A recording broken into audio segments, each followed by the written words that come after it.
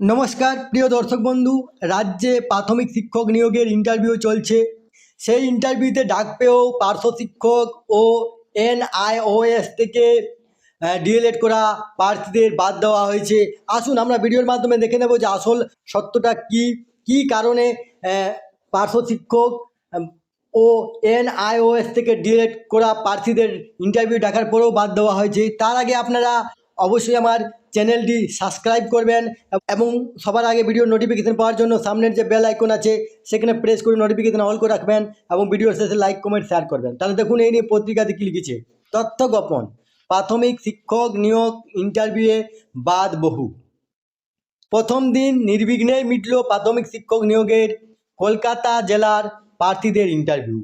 30শে জানুয়ারি পর্যন্ত কলকাতা, ঝাড়গ্রাম এবং জলপাইগুড়ি জেলার প্রার্থীদের ইন্টারভিউ চলবে। প্রতিদিনই 500 জন প্রার্থীকে ডাকা হচ্ছে ইন্টারভিউয়ে। পর্ষদের এক কর্তা বলেন, ইন্টারভিউয়ে গড় হাজিরা খুব কম, তবে অনেক প্রার্থীকে বিভিন্ন কারণে বাদ দিতে হয়েছে।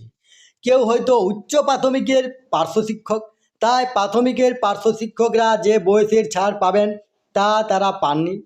এনআইওএসের মাধ্যমে ডিএলএড করা প্রার্থীদেরও বাদ দেওয়া হয়েছে, তবে আবেদনের সময় তথ্য গোপন করার ফলে এই ধরনের প্রার্থীদের ইন্টারভিউয়ে ডাকা হয়েছিল।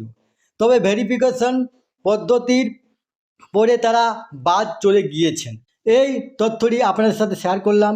সুস্থ থাকবেন, ভালো থাকবেন, ধন্যবাদ।